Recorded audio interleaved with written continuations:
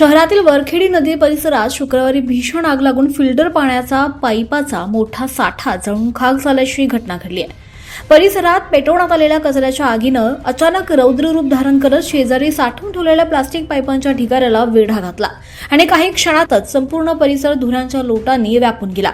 आगीची तीव्रता इतकी भीषण होती की काळ्या धुराचे लोट तब्बल 2 किलोमीटर अंतरावरून देखील दिसत होते।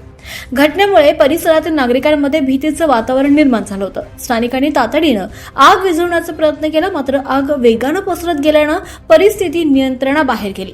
विशेष म्हणजे अक्कलकुवा हे तालुक्याचे मुख्यालय असताना देखील इथं अग्निशमन दलाची कोणतीही सुविधा उपलब्ध नसल्यानं आग विझवण्यात मोठे अडथळे निर्माण झाले। अग्निशमन बंब वेळेत उपलब्ध न झाल्यानं लाखो रुपयांचं साहित्य डोळ्यादेखत जळून खाक झालं।